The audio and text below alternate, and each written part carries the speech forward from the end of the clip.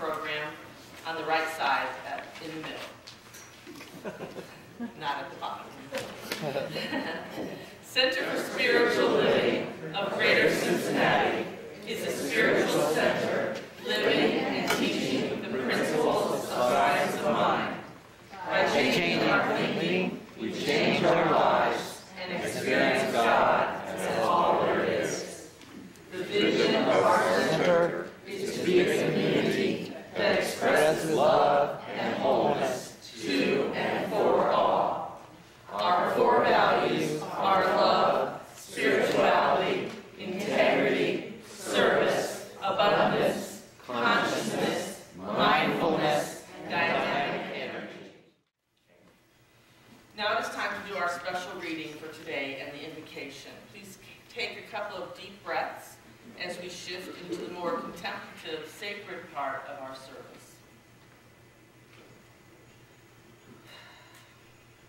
The reading today is from Science of Mind, Monday, November 19th, 2012. Let it flow. How can you follow the course of your life if you do not let it flow? Lao Tzu. Peace is brought about through a conscious unity of the personal man with the inner principle of his life, that underlying current flowing from a divine center, pressing ever outward into expression. Science of Mind, page 445. When I look back over the most difficult times of my life, I can clearly see the resistance I had to the changes that were happening around me. What I had to learn is that life is meant to flow, meaning that when something new flows into my experience, it is okay to let something flow out of my experience. The Buddhists call this idea impermanence. Just as we cannot hold on to the breath that comes in, we have to let go of those things that no longer serve us.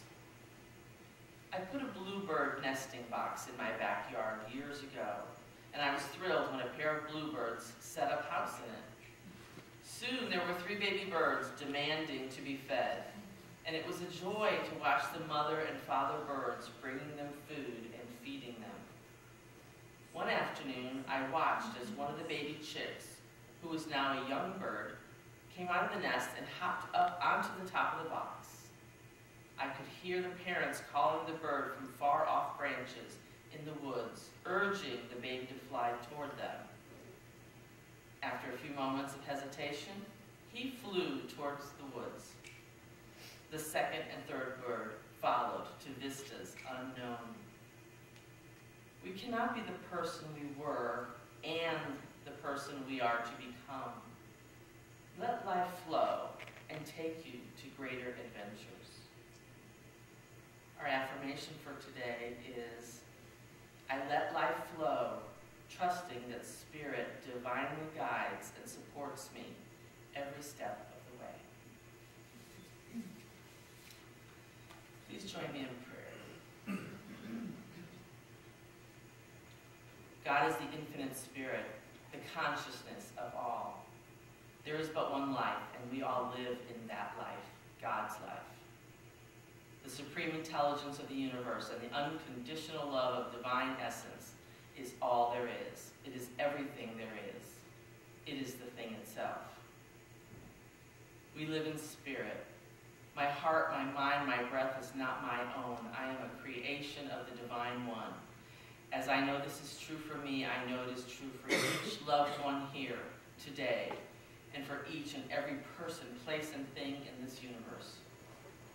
We are all an idea in the universal mind, and yet we are all individualized expressions of that idea, and we each reflect limitless value placed in us by Spirit. I claim greater understanding, a deeper consciousness, and unconditional love for all.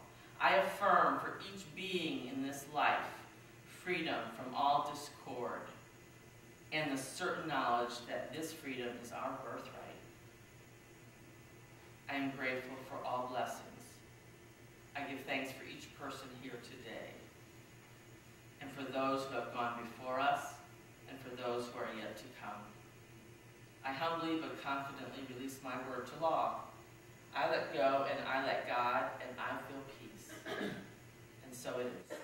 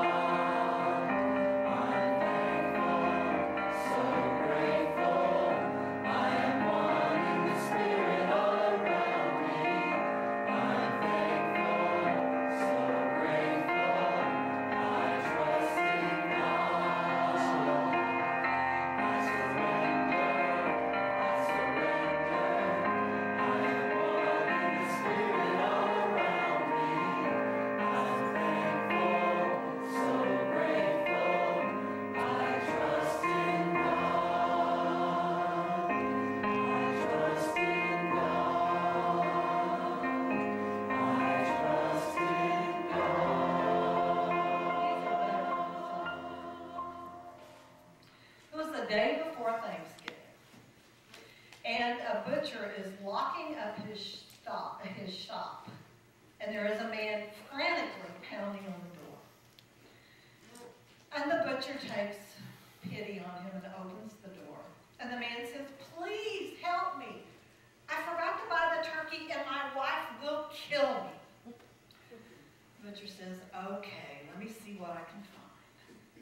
And he goes into the freezer and he finds one lonely, scrawny turkey. He carries it out to the man and says, "This is what I have." And the guy says, "Don't you have something else?" And the guy said, "Well, I'll go look again." He said, "That one is just way too small." He said, "I'll go look again." So he goes back in, opens the freezer, and takes the same turkey back. And the guy says, "Well, if that's the best you can do, since it's so small, I'll take both of them."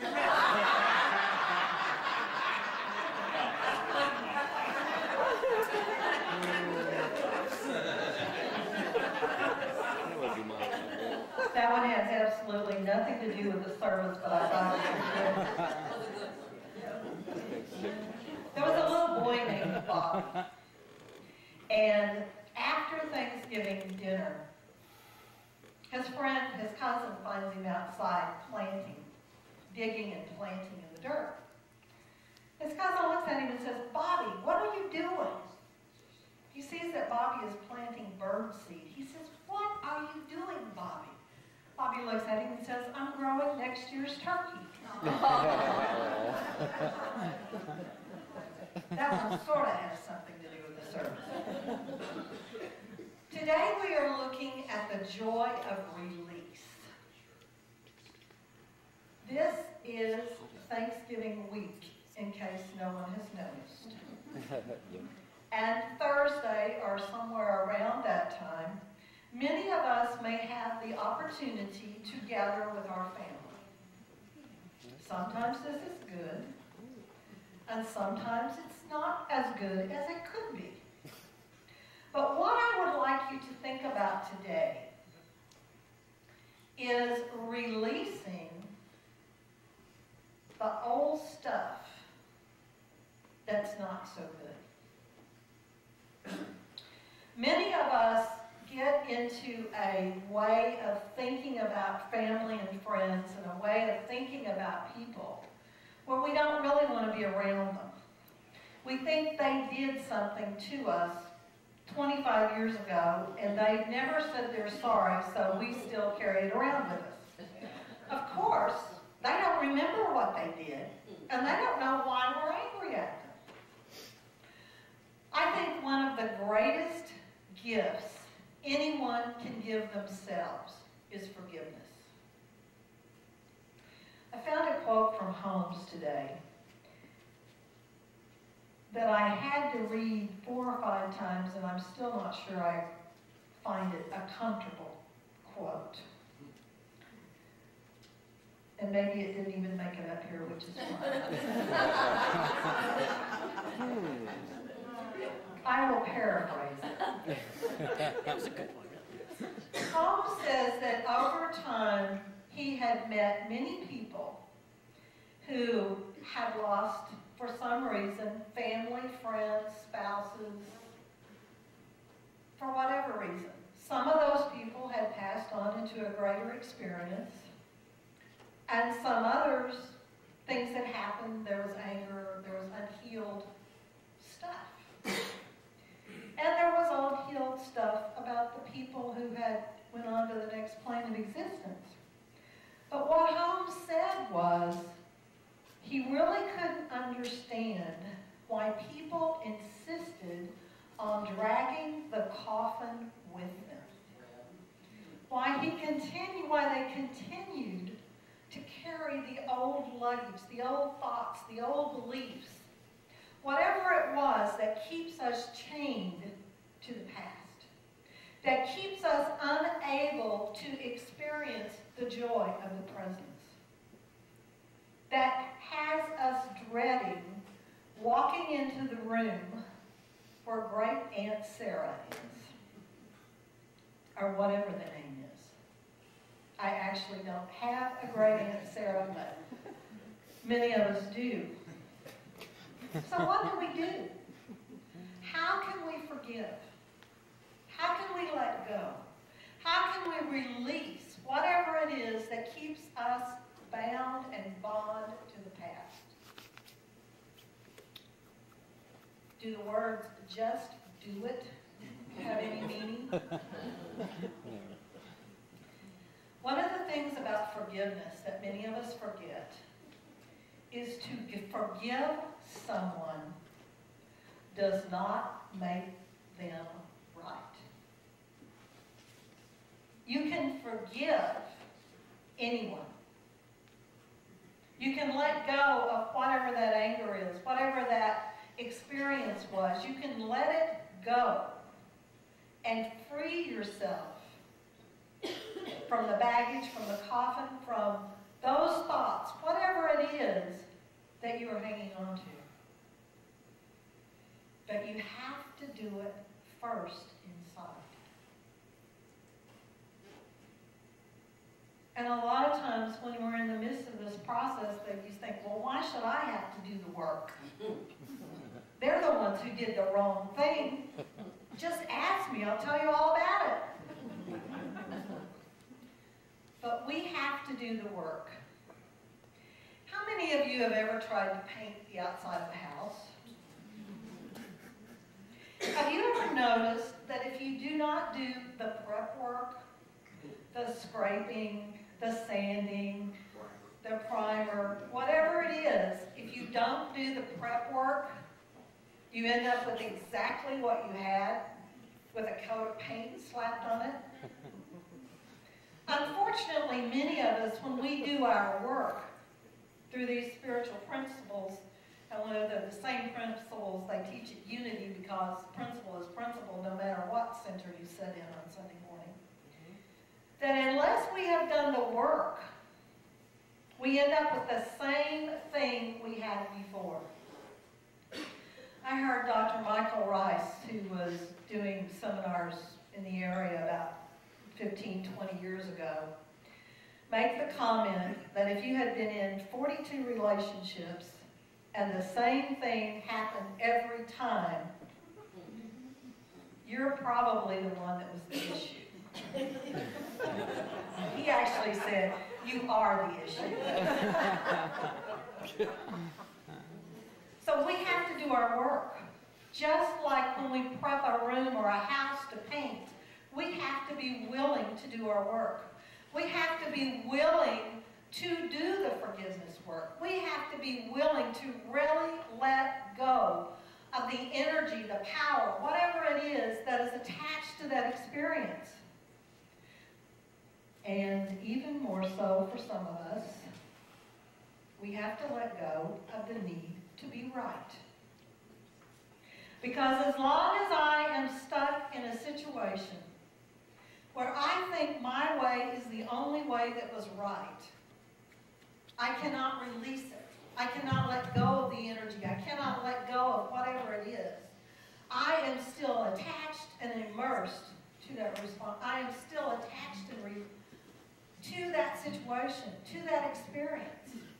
I have to be willing to let go. I have to be willing to say, yes, it is what it is, and I allow it to be so. I no longer have to be right. Bill's back there smiling a lot.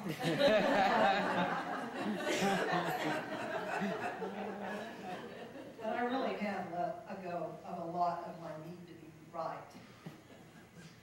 And we have to be willing to step into any situation from a space of love, from a space of oneness. We did our third leadership training yesterday, and the series was great. And the person who helped me teach it yesterday is very close to completing his licensed Unity teacher program. And he was talking about, when he had worked in teams before, the need for open, authentic, transparent, honest communication. And that is true in every situation. We need to be open. We need to be authentic. We need to be transparent, and we need to be honest. And in order to do that, we have to forgive first. Because if we come from a space that is guarded, if we come from a space that is defined from whatever has happened to us in the past, rather than being in that present moment with that person, we cannot be open. We cannot be authentic. We cannot be transparent, and we cannot be honest. Not with the other person, and not with ourselves. The secret to forgiveness that I have found over the years is the person I need to forgive first is the one that sits right here. Until I can forgive myself for whatever I think my part was in the experience, I cannot forgive others. And in order to do that, I have to be honest with myself. And I have to be authentic before I can be honest and authentic with someone else. Before I can come from that space of love, that space of oneness, that space of wholeness that all of us are hoping to experience and knowing we will experience as time moves forward.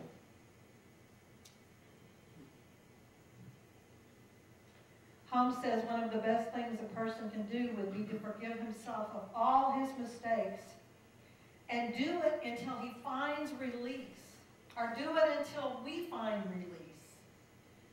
We need to continue to forgive. My two favorite definitions of, my favorite definition of unforgiveness is drinking poison and expecting someone else to die. And my greatest explanation of forgiveness is, you know, you have truly forgiven when the event or the person can slide through your mind with no emotional attachment. And if you find yourself emotionally attached, are still having feelings, or can feel yourself tighten up and get on your high horse, for want of a better word, about an event or a situation, you need to do what Holmes said, and do it until you find the release. Most of the time, forgiveness isn't a one-time deal. Jesus said to forgive 70 times 7. And that doesn't mean a specific number of times that you to forgive. It means that you forgive for as long as it takes. And you continue to forgive for as long as it takes. You forgive until that time when you feel the relief, when that event or that person no longer moves through your mind and you're immediately back into those feelings or that fear or see the scene of whatever it was that you need to forgive around. Marianne Williamson says in one of her books that just because you forgive someone does not mean you have to have dinner with them. You can forgive someone and know that they no longer have an active part in your life. You can forgive someone and let go of the energy around them and not see them anymore. But you're no longer attached to them. You no longer have all your energy connected to who they are and what they did to you. I talked a couple of weeks ago about the 4 kingdoms of consciousness. And the first one is that things happen to us. And it's like we're walking around in the dark with our eyes closed and all sorts of crap continues to happen to us. Until we move into the second kingdom, which is that things happen by us. That we are in charge of our lives, and that what we think and what we know and what we do is what manifests in our lives. And if you don't like what's going on in your life, change it. And one of the best ways to change it is to forgive. To release whatever it was that keeps you attached to that idea, that keeps you attached to that feeling, that keeps you attached to that response. If you wake up every morning before you walk out the door to go to work and think, my boss hates me, they don't appreciate me, and life, excuse me, sucks, what shows up in your life? They don't appreciate you. They don't like you. And life is not fun. If you make a choice, especially if you find yourself going down that stream of thoughts I just stated, to say, wait a minute, I want to experience something different. I want to experience a life and a job and employment where they appreciate me, where my opinions are valued, and life is wonderful. What if you got up in the morning and said, life is wonderful. It is working through and as me in this moment, and it is revealing the magnificence of the universe right now. Do you think when you walked out the door you would have a little different attitude towards what was going to happen? Do you think you might have a better opportunity to experience an awesome, wonderful day where people really listened to you and valued what you said? It's worth a shot. It's worth a shot. And it goes very well with what we're doing on December the 22nd and celebrating Birth 2012 and celebrating a new experience of humanity and a world that works for everyone, a world that works for each one of us, a world that works for the people 3 blocks from here and 300 miles and 3,000 miles from here. A world that works for all of us. And I believe that in order to create a world that works for every single one of us, we start right here. We start by this heart that beats in our own chest. And we acknowledge the love, the light, the joy, the peace, the wisdom, the oneness, the wholeness that is the truth of who we are.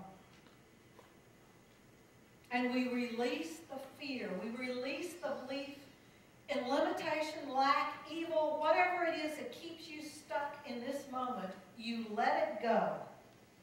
And when that idea shows up in your head, you affirm the opposite of it. If you are seeing evil for whatever it looks like, you affirm the good of the universe. You affirm the good of humanity.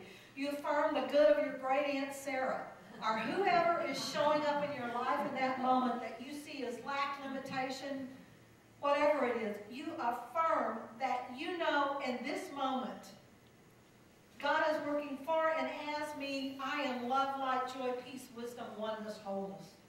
I am God knowing God in this moment. As Holmes says, there is only one life. That life is God's life, that life is perfect, and that life is my life now. If God's life is perfect, and God's life is my life is perfect. I release anything that limits me from seeing the perfection of who I am. I release anything that keeps me from knowing love, light, joy, peace, wisdom, wholeness, oneness, whatever it is. Wednesday night, one of the things that Jeffrey will be reading is a sermon done for Thanksgiving in 1949. Some of us may have been around this, some of us weren't. Some of us may have been so young that we wouldn't have understood what he said anyway. In fact, most of us would have been. But I wanted to read a practice that he suggests we all do every day. And when I read this, I thought, this is a good preparation for Birth 2012. Because it is blessing everyone. It is knowing love for everyone. It is knowing peace for everyone. So we're going to use this to start our meditation. So if you would like to sit quietly and get comfortable in the chair, I will read what he said.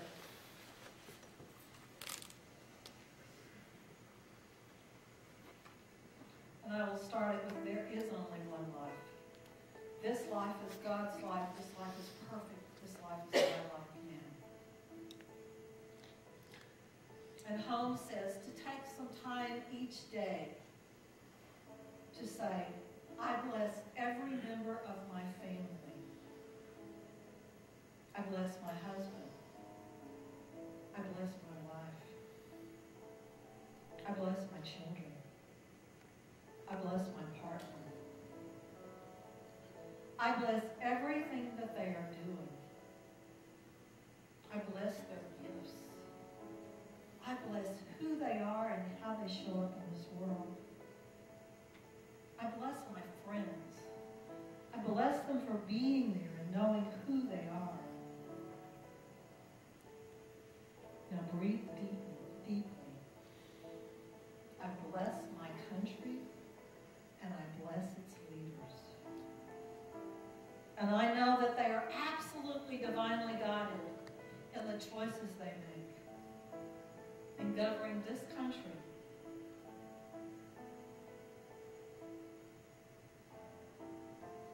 And I know, as I move off of the script, I know that right where our country is, that these leaders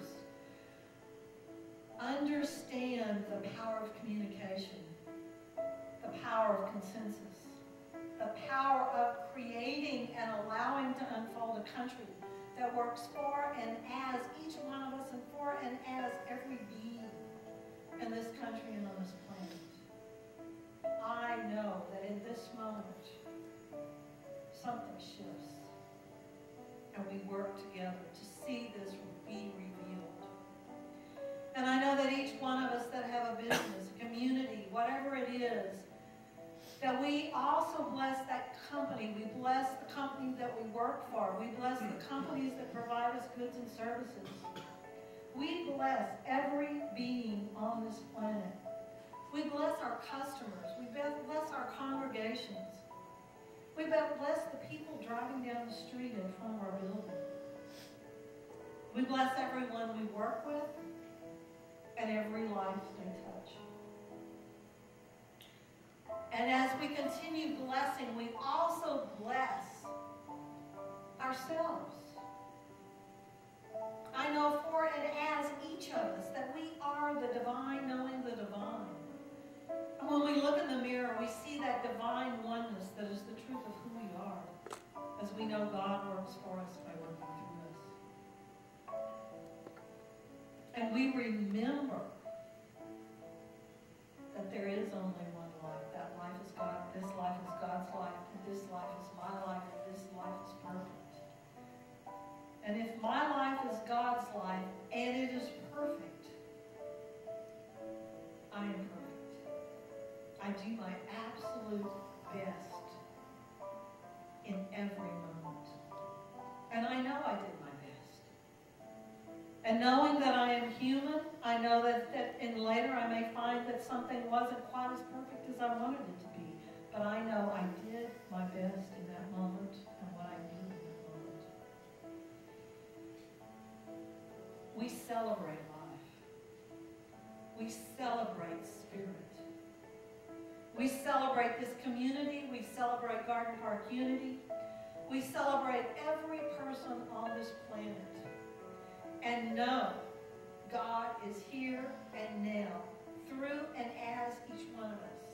As we leave here today, we see the power of God in every person we come in contact with. We give thanks for it, we celebrate it, and we know that it is good.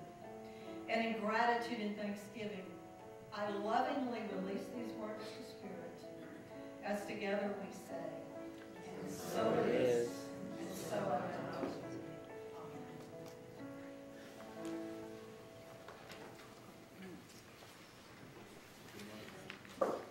is. Good morning, everybody.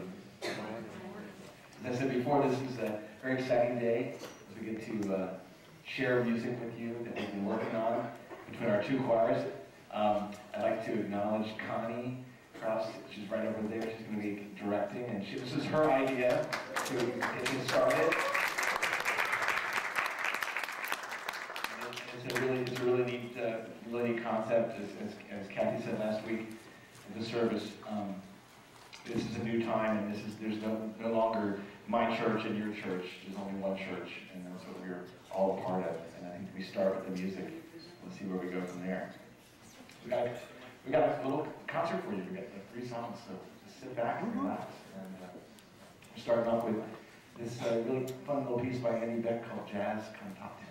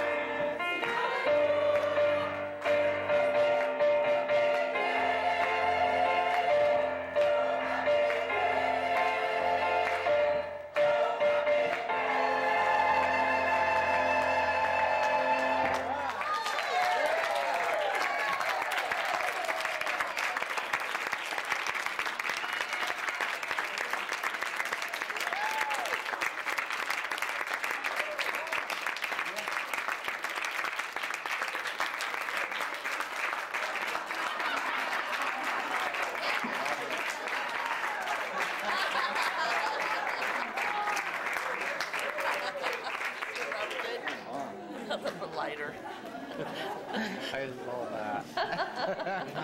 Thanks to our guests for our work.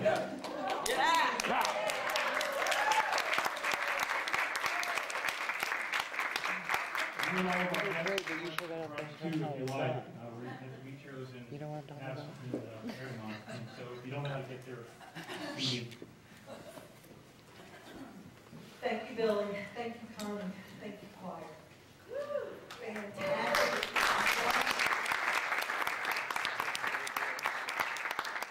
Awesome experience, awesome sharing. And one of the things I did mention in my sermon was when we're doing the Birth 2012 events, we're actually doing events here, we're doing events at Garden Park, and we're doing events at New Thought Unity. So we will be doing it all across the Cincinnati area. And I think it will be an awesome experience. And as we express one more of the oneness of who we are, we allow Cincinnati to do the same, and the world. So thank you, Connie, for seeing that this happened, and Billy for doing your part in making sure it happens.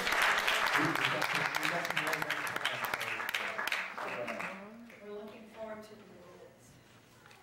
Actually, since Arlo's in here, one of the things I had forgotten to do this week was anybody who's had a birthday in November, please stand up.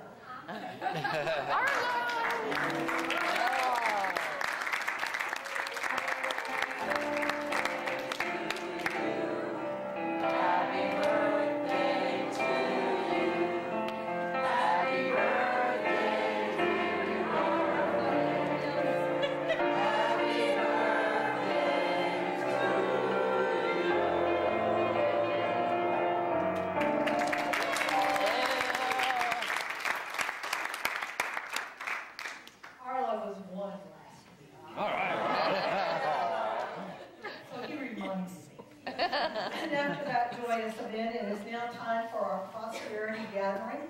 So if you will say with me our affirmation, which is on the second page of your bulletin. As I give with love and a willingness to share, I know I am blessed with abundance to spare.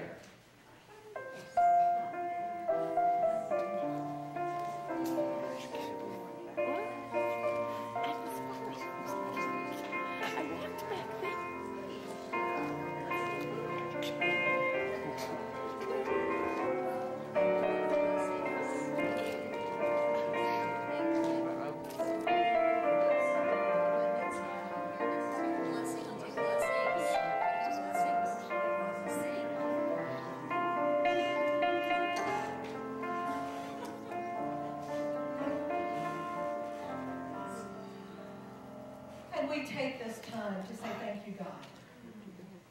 Say thank you, God, for the divine abundance of the universe, for the flow, for the giving, the receiving, for the blessing that this time together has been, not only in the sharing of our tithes and offerings, but in the sharing of laughter, of fun, of beautiful music, of dynamic voices, and the oneness that is God, that is Spirit. We bless these tithes and offerings. We bless those that give as well as we bless those that receive.